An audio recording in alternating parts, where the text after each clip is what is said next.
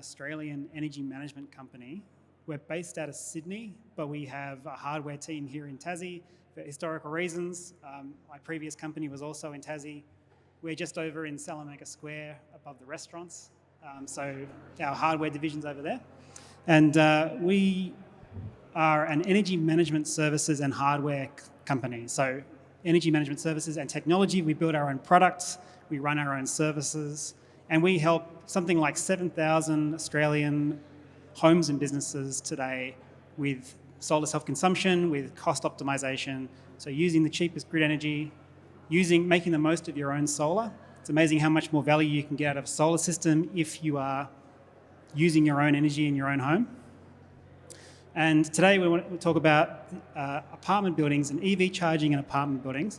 And this is a kind of a new thing for us. We've, as I say, mostly been doing households and commercial premises. And we're now looking at apartments and specifically for EVs. And there are some very interesting challenges specifically for EVs in apartments. So for apartment residents, one of the biggest barriers preventing EV adoption is just access to charging. And I know this anecdotally, I know the research supports it. If you can't get access to charging at home, it's a big barrier to having an EV. So why is access limited to charging in apartment buildings? There are a few kind of major categories of problem, right? And I'll just work through them real quick and then we'll go into some more detail. So in an apartment building, there are usually multiple stakeholders. You very rarely have full agreement between everyone in a strata about what to do. And especially when it comes to making a big investment like electric vehicle charging points or upgrading electrical infrastructure, if there are only a handful of people who actually want to make use of the new infrastructure, it's hard to get agreement from everyone. Charger cost and compromise means you have to install some sort of charging infrastructure. The charging infrastructure can be quite expensive, so you may have to make a trade-off between putting in a small number of expensive chargers or coming up with some other way to do it. And quite often this manifests as having a small number of high power chargers in, for example, visitor car parks, and then dealing with all the issues you have of charger contention and multiple people wanting to use the charging infrastructure and the arguments that come with that. So if there's a more cost-effective option, then maybe that's the way to go. Electrical infrastructure refers to the fact that most apartment buildings were not designed with EV charging in mind. Since 2023, there have been standards in place for the kind of electrical capacity you have to build into your apartment complex in order to support EV charging. But for buildings built before 2023, that is just not a consideration, at least not often. And you're often having to work within the constraints of the electrical system that's in the building. And that does impose some limitations. So if you're making a choice between putting in expensive, like level 2 fast chargers, or just making use of your portable plug-in charger, you might be able to put some outlets into the shared parking area and use the plug-in portable chargers. But plug-in portable chargers and unsecured outlets present issues of power theft and security. And then there's a related issue, which is the cost of the energy. Usually the parking areas in apartment buildings are body corporate areas. They're on the body corporate circuit, and it's the body corporate's power bill that's paying for the charging. And this comes back to the first point. It's hard to get agreement from people to cover the cost of the charging. So it's not like you can just solve one of these problems and have a solution. You have to solve all of them, at least to a point, and they all relate to each other, right? So you're only going to have a solution for apartment buildings if you can tackle each of these problems. And we'll start with electrical infrastructure because it's how we started looking at it because of our background and because we build energy management hardware and we're all about control and using energy intelligently. So we approached this problem from the perspective of the electrical infrastructure. So as an example of the kind of power curve in a building, you'll have, and it's very simple x-axis here, right? We've got from midnight to midnight. So at breakfast time-ish, there's a spike in demand in the building. In dinner time, when everyone's back from work, back from school, air conditioners come on and the cooking starts, and there's a big demand spike then. And this is pretty typical of the detached residential market anyway. But in apartment buildings, you've usually got a capacity, an electrical capacity to the building that was designed around some expected peak usage. So the peak is the thing that the building was designed for, and you have to work under that limit. And so we can show the limit on the chart, right? And there is a general trend here, not just EVs, but electrification in general. And what electrification is doing is it's raising these peaks because it's converting gas appliances into electric, and it's the addition of air conditioning. And they're peaky in the same way that the original loads in the building were peaky. So electrification is generally making this problem harder to deal with. You have less headroom in the building supply. This is, if you were to plug in a charger to charge your EV in the evening, that's the power capacity you'd have in the building, right? Okay, it's not much. There's more later. So if you've got fast chargers in the building, you can make use of your higher power capacity later in the evening. And these chargers have the ability to ramp the power down and up to make best use of the capacity that's available. But the problem with that is that your charging load is going to be kind of maxed out. So you're going to use all the capacity you can from when people get home and plug in the car until they're full, and it's going to be done as fast as possible with whatever number of charges you have that the electrical infrastructure can support. And what we do with level 2 chargers, with the fast chargers, is we need to monitor the flow of power to the building. We want to make sure we don't trip any circuit breakers, so you don't want power outages in the building just because of the EV chargers. When a system design gets done to put EV chargers into an apartment building, it's usually done in a fairly conservative way so that your charging capacity will not exceed the limits of the building. So you won't trip the main service fuse from the street, so you won't trip any circuit breaker down the electrical topology to where your chargers are. But you can oversize the system. You can put in more charging capacity than the building can handle. So obviously, at dinner time, you have to turn the chargers down. So you need some feedback. You need some control system. And we call it load management. And it's I think the term the industry uses for it. And what we're doing is we're actually measuring the current being delivered to the chargers. We're measuring the current going through the electrical system at the building. So what is the grid supply doing? What are each of the circuit breakers doing down the electrical infrastructure to where the chargers are? And just adjusting the charge rate so that we don't exceed that. And that's the standard thing that you do. But you've still got this same problem, which is if you've got just a small number of high power chargers, the charging's done by late evening, midnight, early morning, but no one's going to come and then move the car or put a new car in or move their car so someone else can use the charger. So you have this problem of all of this unutilized capacity. So this is capacity for delivering energy to cars that just isn't being used and can't easily be used. So what you could do is upgrade the infrastructure at high cost, put in more fast chargers, and then solve the problem that way. Or maybe there's a better way. Maybe we can make use of this without having to do major upgrades to the site. So it comes on to charger cost and compromise. So level 2 chargers, these are the fast chargers. They're dedicated chargers. You put them in when you want to do fast charging. It's the typical way that charging in Strata is done. They're very fast. They deliver energy very fast. It's very convenient. But if you want to give everybody in an apartment building a level 2 charger, that's a fairly high cost to guarantee high access, as in high convenience of charging. There's another type of charger, which is level 1 chargers. They're the portable chargers. Most people get them with their cars. They're very low cost. You can get high access for a very low cost, so everyone can have a portable charger. You just have to give them an outlet to plug the charger into. And they're much slower than the fast chargers. That's the trade-off you make. But we actually, in this context, we have time, right? We're not in a rush. This is where people live. If you can, for a much lower cost, charge people's vehicles, and it just takes a long time, and that's an alternative to spending a lot of money on fast chargers and big electrical infrastructure upgrades, then in a lot of cases that actually ends up being a better economic proposition, but you have to have a way of controlling it. So what we could do, right, is we're now making use and The blue shaded area is the energy being delivered to EVs in the building. And we're making use of all of that capacity while people are at home and their cars are plugged in. And you need some control system to do this. But before we go into the control, just think about like what the target here is for energy, right? So if you take the average Sydney commute, 36 kilometres, take a middling efficiency for an electric vehicle, 20 kilowatt hours per 100 kilometres, so 7.2 kilowatt hours on average daily consumption for an EV for someone living in an apartment building. And there'll be some people who use a lot more and some people who don't use anything.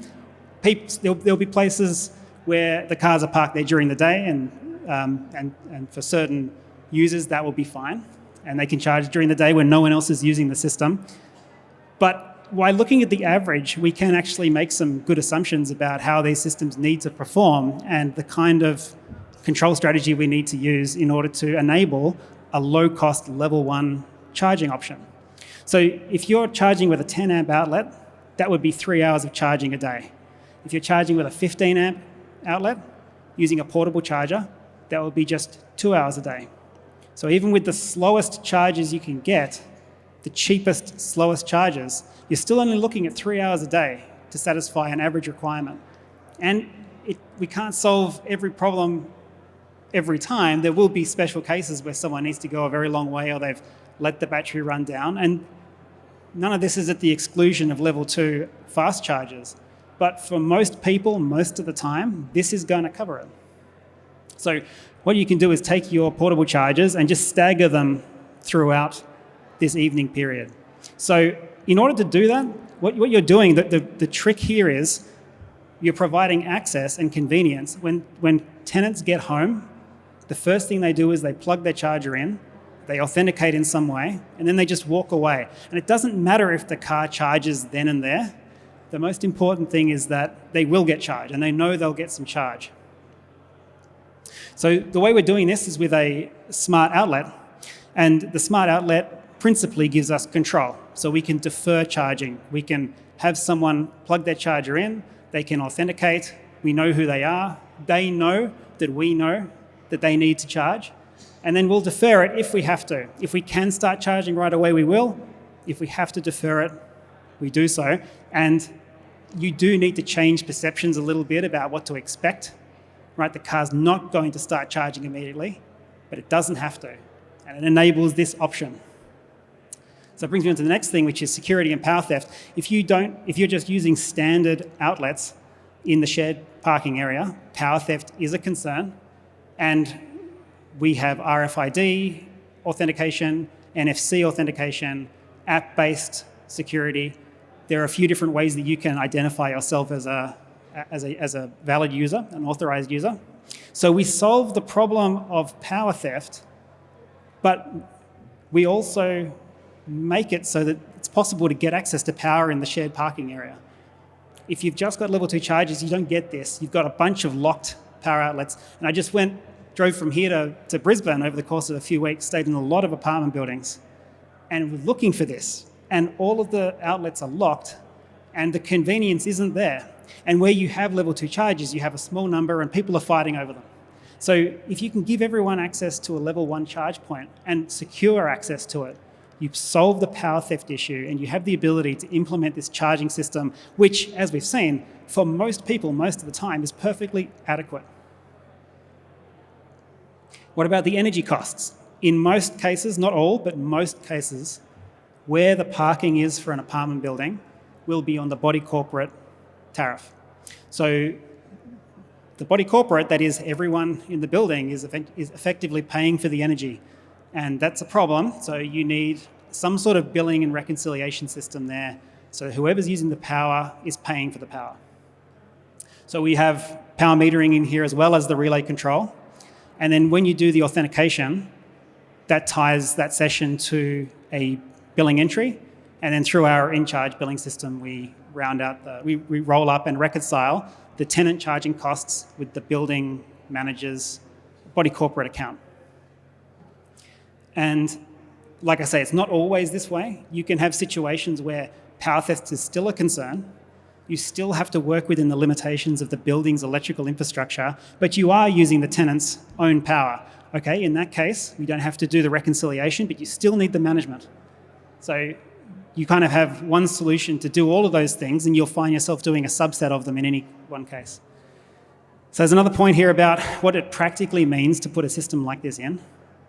If you have an underground car park, you have to have, effectively what we're talking about is a control system with a bunch of different control elements, so charge points, and it could be a mix of these level 1 smart outlets and level 2 fast chargers. And they have to be coordinated in order to stay under the building's electrical constraints. We have to have data from them for doing the billing and the reconciliation and for the authentication. And you need a communications network to do that, right? There has to be some way that you can communicate with all these devices. And so for our domestic residential energy efficiency system, home energy management system, we use power line communications. So we actually use the building wiring that's already installed for the communications backbone. This environment is not good for cellular, it's not great for Wi-Fi, it's fantastic for power line communications. So we can stitch together all of the smart outlets, all of the level 2 chargers, and I've got another slide here that just shows this principle. We have an Ethernet port on the smart outlet, so we can bring level 2 chargers, level 2 fast chargers into the same communications backbone as we're using for all of the level 1 charging. And this, in a very tidy way, solves the communications problem, because at every point up the chain, we also have one of our devices doing the power monitoring, so we know about the constraints. And all of these devices are repeaters for each other. So we solve the communications backbone problem at exactly the same time we solve the physical charging problem. And it brings me back to the very first point, and this is actually the hardest one, right? And there's no perfect solution for this. You've got multiple stakeholders, they've got competing interests. So in what way does this solution make that problem better? Well, what it lets you do is a more progressive deployment. You don't have to commit to a major infrastructure upgrade in order to enable any charging. You can do minimal infrastructure upgrades. You can get some charging in for some tenants, and then you can progressively upgrade that. And we're tracking where the constraints are in the electrical system all the time, so we can provide targeted information back to the building managers so that they know which parts of the system they actually need to upgrade in order to support more charging. And you can bring something for the non-EV users. You can, once again, give them the ability to actually have access to secure outlets in the parking area.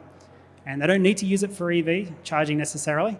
But one of the patterns we're following a lot in the projects that we're working on at the moment is installing these for everyone, just as a way to get managed power outlet access, and then upgrading them for EV use later on.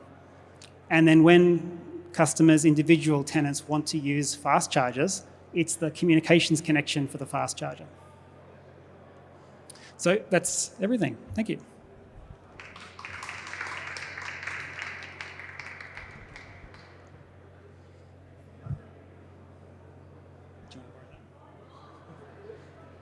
Sorry, any questions? Hello, I'm working now. Are there any questions?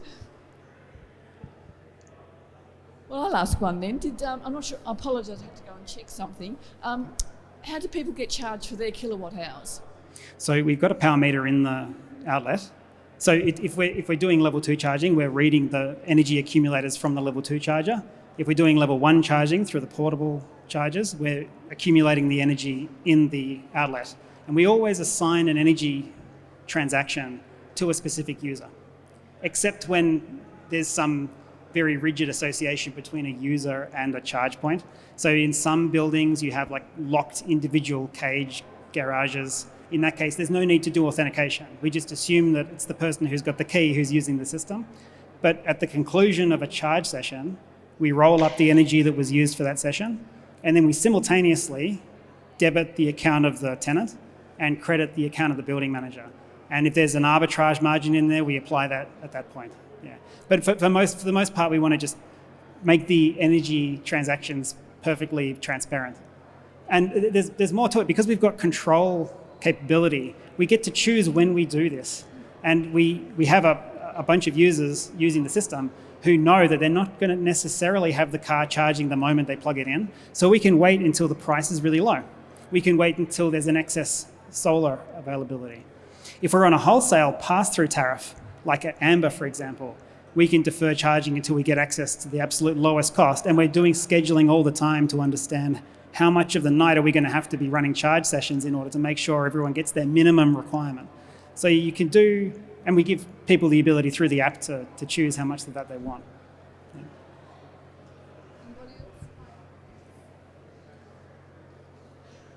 So the other thing would be then, does the car owner have an opportunity to say, I want it up to 80% or 100% or I only need to be up to 60% charge in the car? Yeah, so the question is, like, do we have the ability to let people tell us that they need more capacity than normal? So we're trying to be fair, usually. And the answer is yes, you can do all manner of things in order to give people a way of signaling their intentions, and we'll do that. And fundamentally though, if a customer has a specific requirement, it's usually a one-off and there are other options.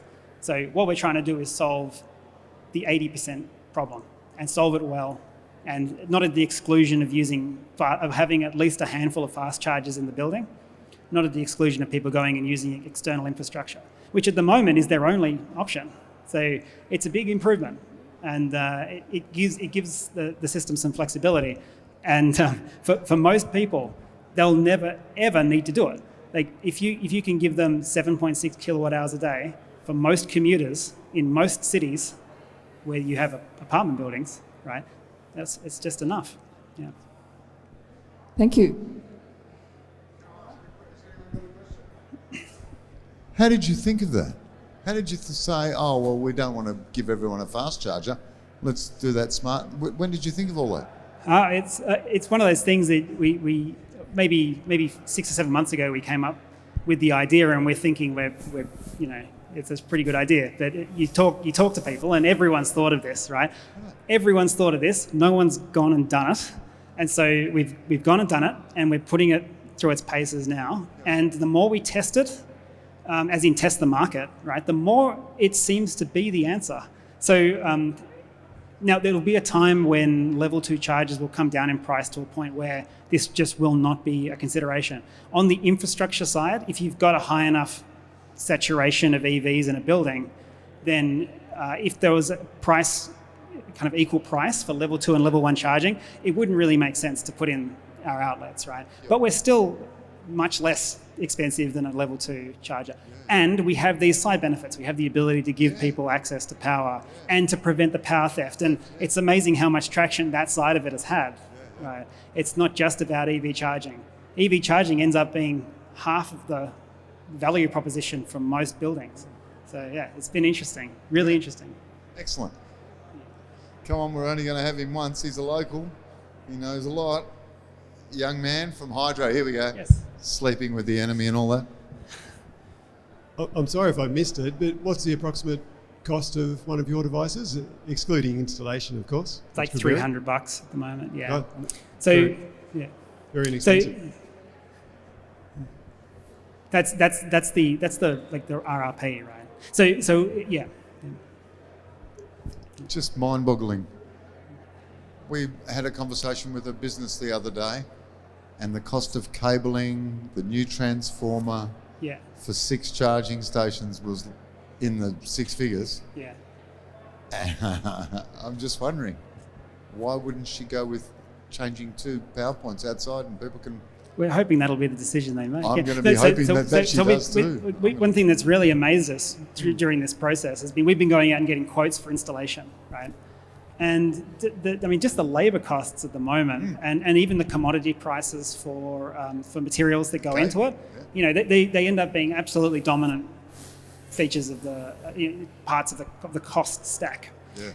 The charges, level 2 charges, still are a significant piece, but half of it is labour, at least. And So the focus for us is what can we do to minimise the labour cost, and that's sort of we're actually doing studies now. We haven't kind of close the deal to a point where I can announce it. But we're doing a study with the university and with a funding body in the mainland, and it's specifically looking at what are the installation patterns that minimise the labour cost. Yep. And there's all sorts of little tricks you can do, like running busways and then having cost-effective ways of getting T-junctions off them. Yep. And it's interesting the interplay between those strategies and what the regulations say you have to do. There's opportunity for regulations to be improved to make this all, I'm thinking Eastlands. Oh, yeah. Because it's concrete and it's not going to be easy. And the last time we spoke to them, it's a big number. We're in Norway, they're everywhere, they're ubiquitous. Yeah. You know, and same with Hobart City Council. When are we going to put them into the parking meters? So the big one for us is like Eastlands is an interesting one. Like people who go there and work there for 7 hours. Yeah. Perfect, right? Yeah. That's a perfect case for them. Yeah. Someone who goes there to shop for an hour, maybe not. No. Right? Although you still get a top up, and if it's only 3 hours a day anyway, then it's useful, right? And no one said it was going to be free either, Tim. No. Those days are over. That's right. Yeah. But actually, there's another opportunity which has emerged while we've been looking at this, which is park and ride facilities, which aren't a thing here. Oh, sorry, no, they are a thing here, right? We've got them in Kingston, But park and ride facilities, we can take advantage of the basically negative price power, maybe not in Tassie, but elsewhere. And you've got cars that are just sitting there 8 hours a day. It's great. So that's another. So apartments is just the first step because it's a very nice, concrete value proposition and story. And there's 8 of them. But actually, the way we pitch this system is that it's for all multi-dwelling parking and commercial parking spots and park and rides. I just found you a sales rep too.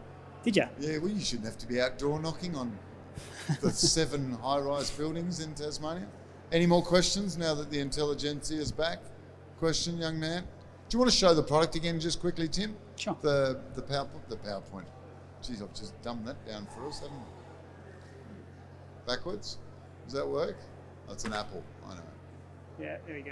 Yeah, there That it one, is. yeah. So that's what we're talking about, yeah? Yeah. How amazing. Sorry, everyone's just And getting photos. I mean, I guess some other things, right? Like it is IP rated, so it's intended to be used outdoors. We looked into doing curbside charging with this as well. Yeah. But curbsides, it's a minefield of regulatory issues and disputes, and it makes the body corporate issue seem pretty straightforward. So yeah, so this will be useful for the park and rides because they're all outdoor parking, and this is kind of our first go at it. So, Congratulations. That's see how it goes. sensational. That was just for those who turned up late. Yes, a big hand. Well done.